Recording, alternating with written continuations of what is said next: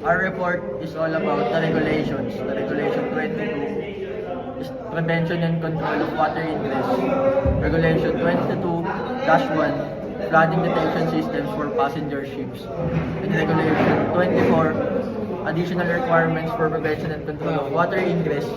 And the Regulation 25, the water level detectors on single-hull cargo ships other than bulk carriers.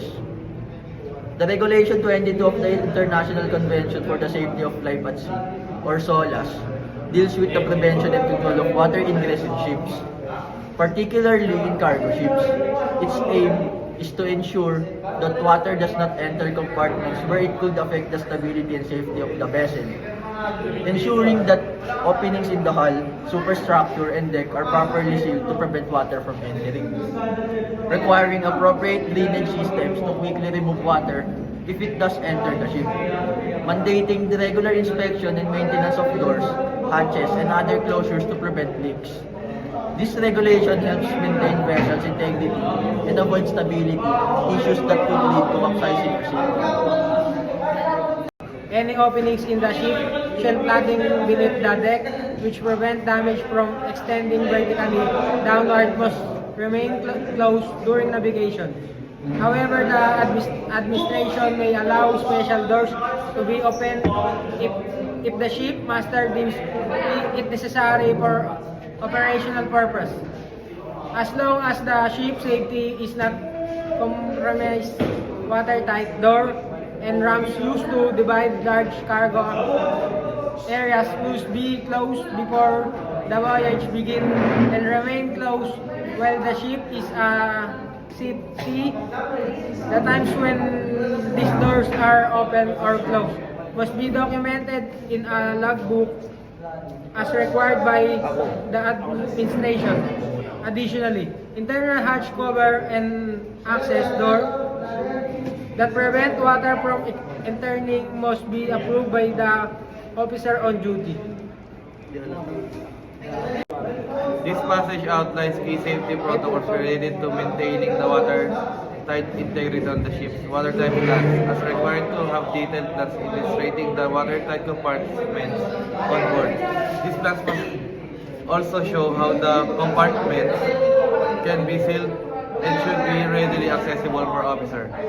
General safety measures. A comprehensive list of necessary equipment and procedures that helps ensure watertight integrity during routine operations is required.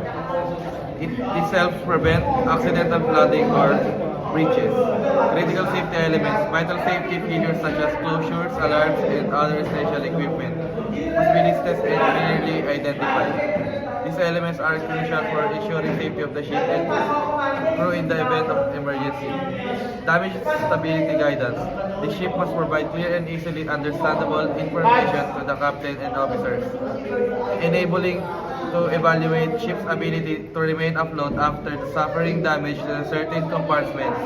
This ensures that the crew can make informed decisions during emergency to maximize the chances of survival. Number 1. Applicability. This convention is applicable to all passenger ships, no matter the date of the ship meeting.